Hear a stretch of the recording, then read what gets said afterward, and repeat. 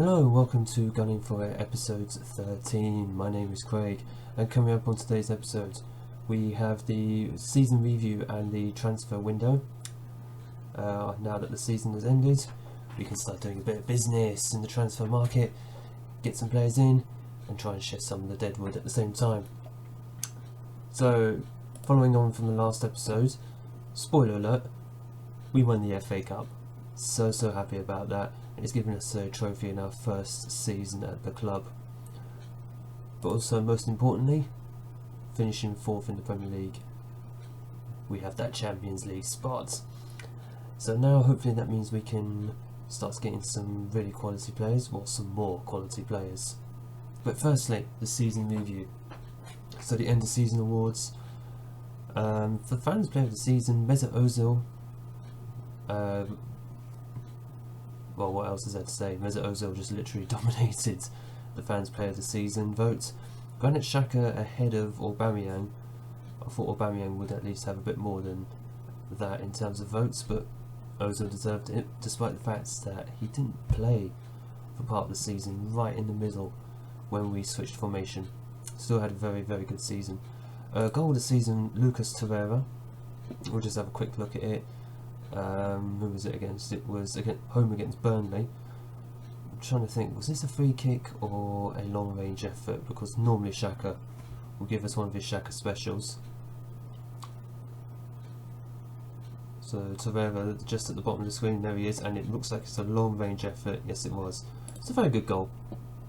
I mean, to be fair, Xhaka scored a lot of those, but Torreira in his own right, I think he was very much an underrated player for us this season. Timothy Castagne, signing of the season, which kind of puts into perspective just how poor of a second half of the season Moussa Dembele really had, but I think he'll come good next season, so I'm not too worried about him yet. And young player of the season, he's 24 years old, Lucas Torreira. I'm going to guess that's the last time he'll be able to win that, because I thought it ended at like 21, 22, but 24 years old, fair enough. Top goal scorer, Pierre-Emerick Aubameyang, 31 goals. Highest average rating, Mesut Ozil on 7.59. And Ozil with most assists on 18 as well. Torreira with the most pass completion at 94%. And as a lot of them looked like they were going forward, that's a very high statistic to have. Aubameyang, most player of the match awards with 7. Kolasinac with 15 yellow cards. Good grief. No wonder the man had so many suspensions. And Aubameyang and Torreira with the most red cards with 1 apiece. And that, I believe, you could call your naughty boys club. So our team of the season, Leno in goal, Tierney at left back despite the fact he missed about almost half the season with injury. Socrates, Zagadou, debatable, I'd put Holding in there personally.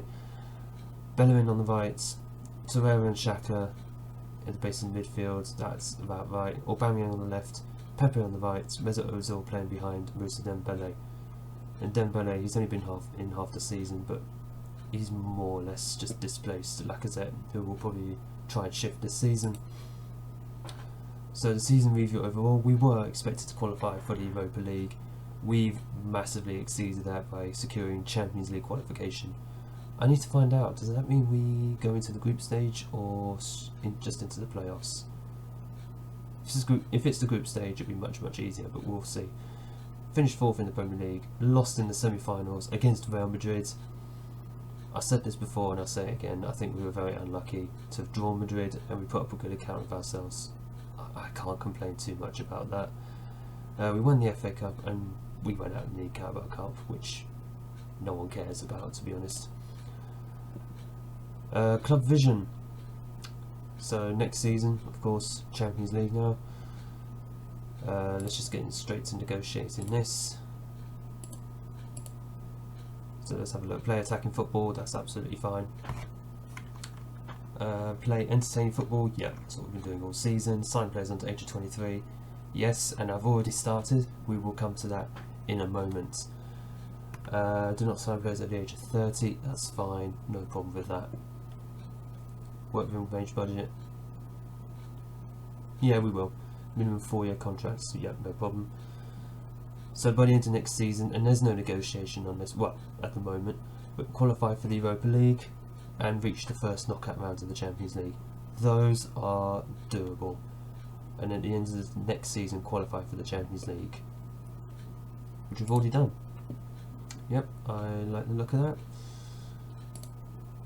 and we will accept that. Overall, in the next 5 years, we're trying to maintain a Premier League title challenge. Squad dynamics, excellent dressing room atmosphere, very good managerial support, you love to see it. Our team leaders are Ozil, Aubameyang and Xhaka, who I'm anticipating will be around next season. I'd love for Luis, Bellerin or Socrates to step up. Actually, David Luiz, future and question marks. We'll have to have a look at him. Socrates and Bellerin, I'd like them to hopefully step up to team leaders. Okay, to the team talk for next season. It's been a long season, so we're looking for one where we can achieve Europa League qualification. The season's finished, it's now time to focus on what we can achieve going forward. I think we can qualify for the Europa League next year.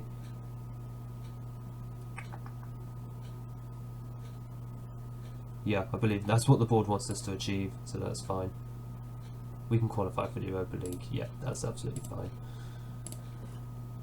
Personally, I'm looking for Champions League / maybe a title challenge, but we'll see how the transfer window goes first. As mentioned, there have been a couple of transfers, as per your screen now, but we will go through them. Firstly, Jude Bellingham from Birmingham, who's been brought in £17.75 million from Birmingham for next season. And it says that he's a natural at left wing. I'm not looking at him as a left winger. I'm going to look at him as a long-term replacement, hopefully, for Mesut Ozil. Personally, his attributes look like he'll more than be able to play there, especially as he's only 16 years old, so he's only going to get better, especially mentally and technically. He will only get better.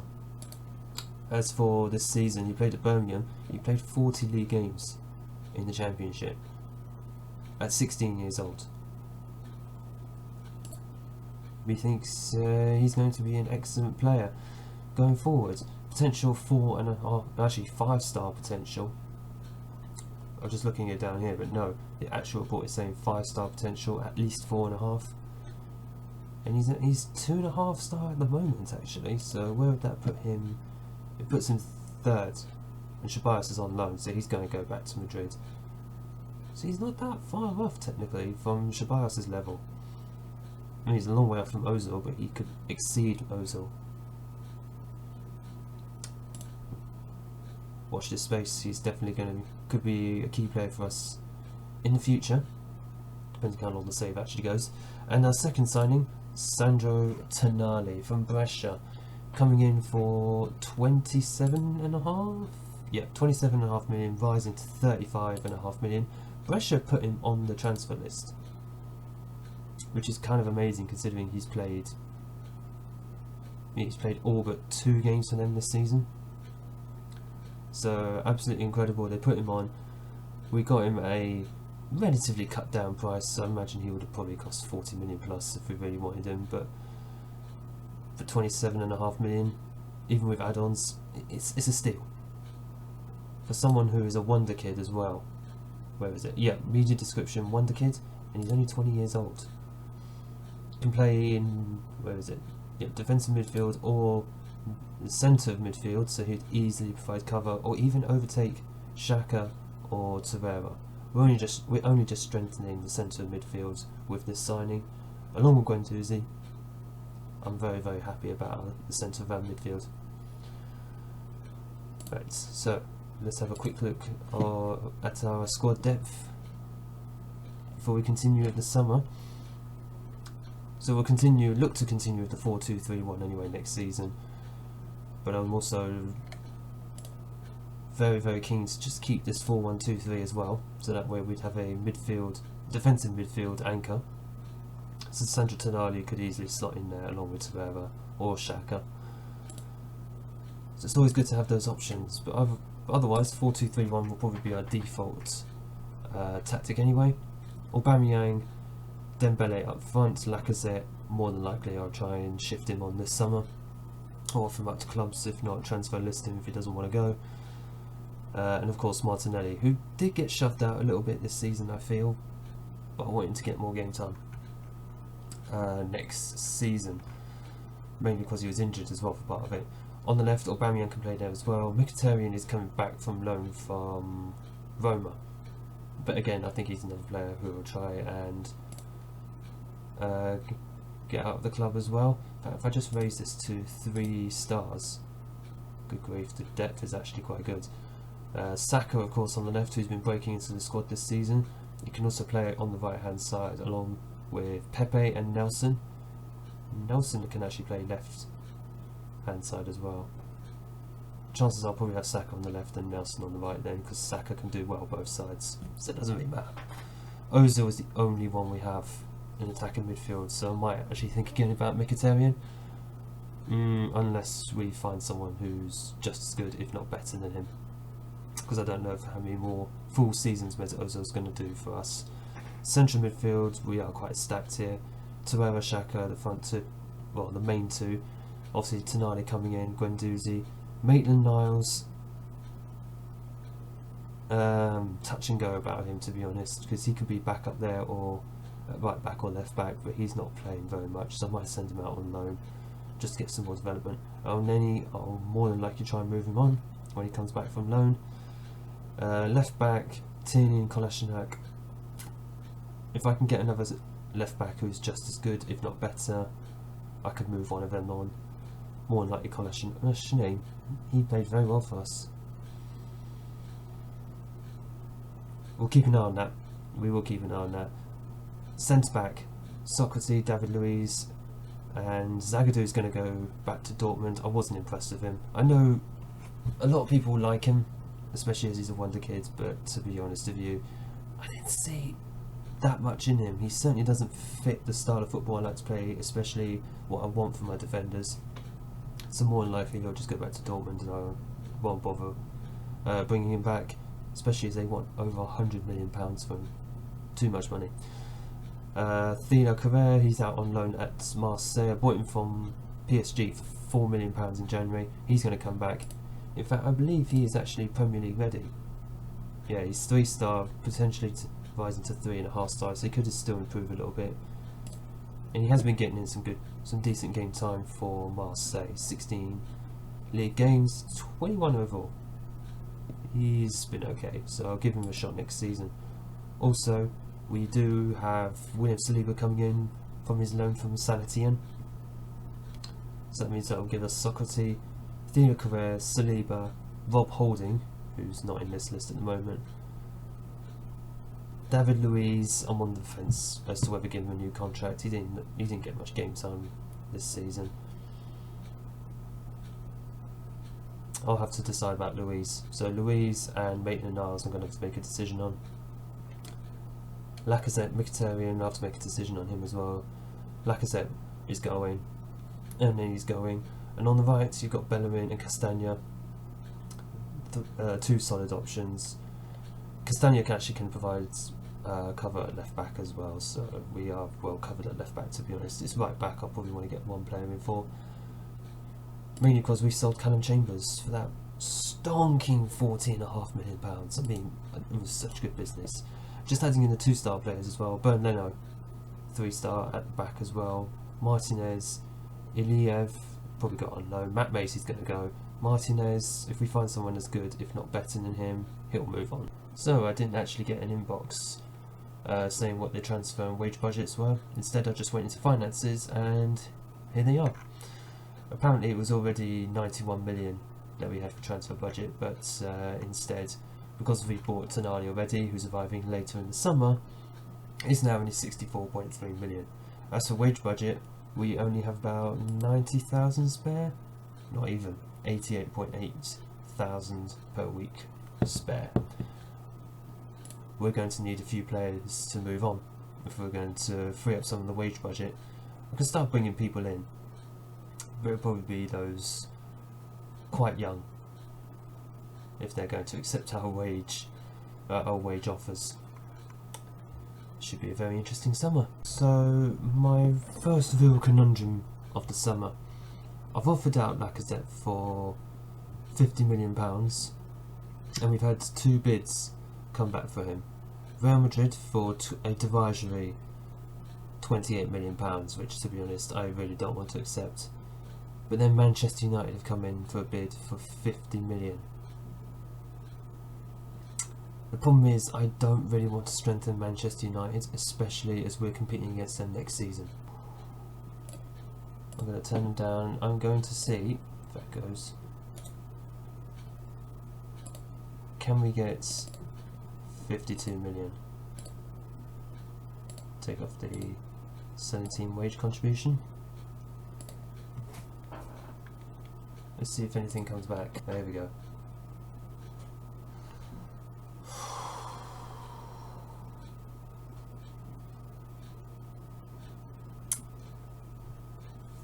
Manchester United are the ones who want to buy him.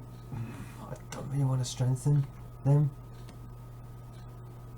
We'll see what happens. So we are up to the 5th of June now, and we've had some activity both in and out. The main activity going out, of course, finally, Lacazette's transfer has officially gone through. £45 million rising to £46 million in a transfer to Real Madrid. So thankfully he didn't go to Manchester United, and thereby strengthening them. Pablo Mari and Matt Macy are still ongoing. In fact, Pablo Mari still talking with Norwich, Leeds and Birmingham for £9 million. That's more or less what we paid for him in January. Like I said before, it was a panic buy for whatever reason, but now it's just about making back the money that we spent on him, to be honest. So he's talking to those 3, hopefully he'll agree with one of those. Matt Macy, on the other hand, has rejected contracts from Swansea and Derby, and this is despite the fact I spoke to him and he wanted to go to Swansea. He was upset that I didn't accept the original offer from Swansea. Well, I did, and he turned down the contract, so I'm a little bit annoyed that he hasn't gone yet. He is talking to Huddersfield at the moment over a £700,000 move, and hopefully he'll just accept it and go. I've wanted to get rid of him for the last year. I just want him out and the space freed up in the squad, and some of those funds have already been put to use. So alongside Tonali and Bellingham coming in, we have Giovanni Reina, who has arrived for £12 million, or sorry, will be arriving in a few days from Dortmund for £12 million. He's already broken into the Dortmund first team, 4 appearances last season. He was brought in from New York City for an undisclosed fee, and he's already 2.5 star. In other words, he's already as good as Ceballos. I still don't know how to say his name, and he plays for us in real life. Come on, Craig, get it together. In this game, though, Danny is going back to Real Madrid. His loan will end. Reina is going to step in, and his potential 4.5 stars. I mean, who am I to turn that down? For £12 million? Could be a very, very good deal. Just in case I didn't show you the attributes, I realised last season I didn't show you enough attributes for a lot of players, actually. So hopefully I'm going to start doing that going forwards. And the second player who we brought in, young Nathan Ferguson, 19-year-old central defender from West Bromwich Albion. And he broke into their team as well last season, playing 41 games in the Championship. So the equivalent of Bellingham, although Bellingham's younger. Wasn't exactly fantastic, but someone who could be a 4-star player going forward. He's 2.5 stars currently. I mean, this scout report is actually quite old. He's coming in anyway, so I'll get the scout report updated. But effectively, he's already as good as David Luiz, who will still be here, I think, unless we can shift him this summer. But 4-star potential. Him alongside Saliba and Thilo Kehrer, even though Kehrer is 24 years old, definitely players that we're looking at for future seasons. Right now the aim is to just get rid of a few more players, so if I just go to the squad depth, main players I do want to move on. Mkhitaryan, who annoyingly, he's coming back from loan, or he has come back from loan at Roma. He doesn't want to leave. He wants to run out his contract. Now, as much as he's a very, very good player, well, decent player for Premier League sides, he's 3 stars, but he's 31 years old and he's in the way of Reina and Bellingham. And that's something I don't really want. Yes, he can play across the front 3 of the midfield, that is. But we've got players in other positions now. We've got Nelson, we've got Saka, we've got Martinelli. Mkhitaryan, I don't see him finding a place in this squad. So as far as I'm concerned, I need to shift him out, even if it's on loan. How long does his contract actually run out? 2023, good grief. And he wants to run that down? Not a chance. He's going. He's got to go. I mean, good grief, 180,000 a week as well. El Neni, I've tried to offer him out, nobody's biting. I'll just have to transfer list him, I think. The same for Maitland-Niles. More than likely transfer list him as well. Macy's hopefully going. Iliev will most likely go. Goalkeepers. If we find a goalkeeper better than Martinez, he'll go. Yes, as far as all transfers go, I did actually go for 2 goalkeepers, one of which being Svila. Now, we did have an offer accepted for him, but the problem is he's now not interested in entering into negotiations with us. Simple reason, I was about to offer him a contract. We didn't have the wage budget because the Lacazette deal hadn't gone through yet. What I should have done was delayed it. So now I've got to wait, what, 2 to 4 weeks, I think, till I can actually offer him again, and he might enter negotiations with us. So until that point, we're going to be waiting on a goalkeeper. It took a while, but we got our man, Miles Svila. He has arrived in from, which club was it? SLB in the Portuguese league. £18 million are going for a 20-year-old with 4.5-star potential. Very, very happy we finally got him. We had to wait about a month because it's now the beginning of July. I had to wait for a month for him to actually decide, oh, I want to negotiate with you guys.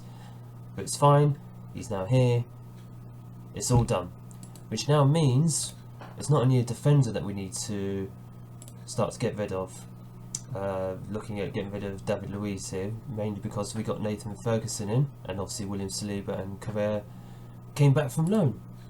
But now Martinez, who has been offered out for 10 million, and we do have a offer. I can't remember who it was from, but it's been accepted, and if it goes through, I'll let you guys know.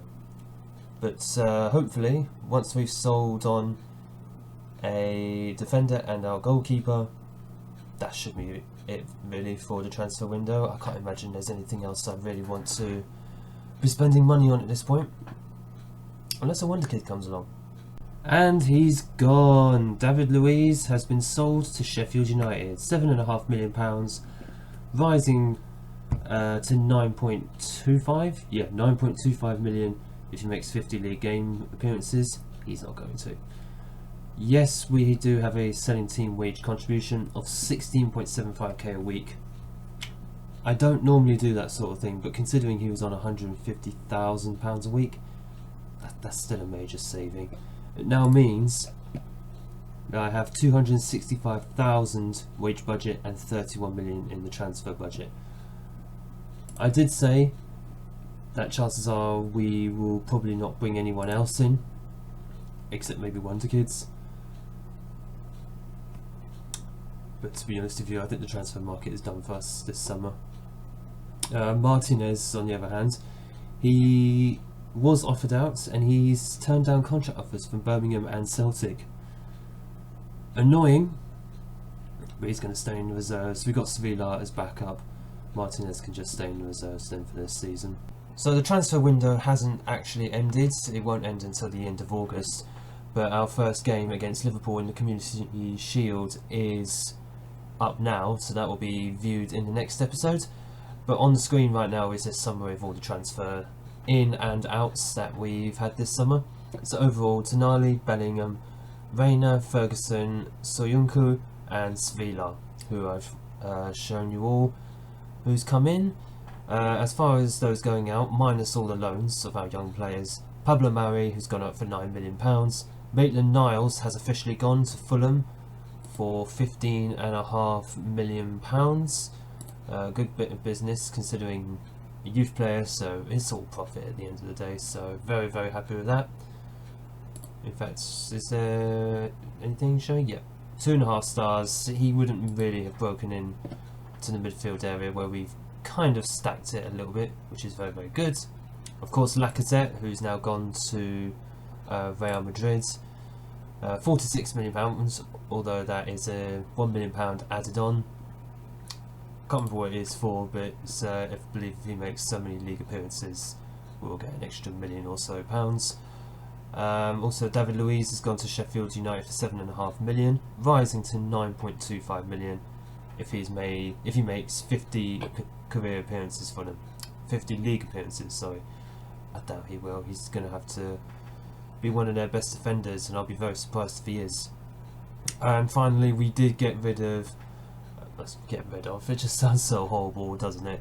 We finally sold Mohamed El Neni for £15 million to Ajax. He was on loan last year. He wasn't going to get into the team. Yes, he's showing 3.5 star potential, but the man is 28 years old. He's not getting to that level. And to be honest with you, he wasn't even a first team regular anyway. It just made sense to moving on. In fact, how much did we buy him for originally? Oh, we made a good profit on him actually. £7.5 million we bought him for. So we've doubled our money. Very, very happy with that. And the likes of Sam Greenwood and Erkan Ayibil, those would be very, very good loans for them. And Emil Smith-Rowe, who I've just realised is actually potentially a good player going forward. He's only 20 years old. And 2.5 stars, potentially 3.5 stars. Might not be as good as the likes of Tonali or Torreira, or even Bellingham. In fact, sorry, wrong position. He might not be as good as Ozil or even Reina or Bellingham. But you never know. I mean, if he has a good loan spells out, he comes back, he gets into the first team. Who knows? So, our next episode, we will play Liverpool in the Community Shield, and then it's the first game of the season. Ironically, home against Birmingham, who we bought Jude Bellingham off. Birmingham. I've only just realised that goes together. It's unlikely he's going to feature in that game, but the most important thing is now just to get a good start to the season, get the points on the board, and maybe even lift the Community Shield. Although that game will just be used to see how we match up against the top teams. And considering Liverpool are the Premier League champions, who better to start against? If you've enjoyed this video, hit the like button down below and click subscribe for more Football Manager content.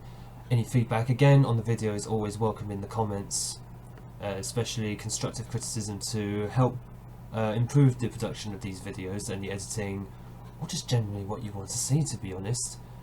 And I'll see you in the next video.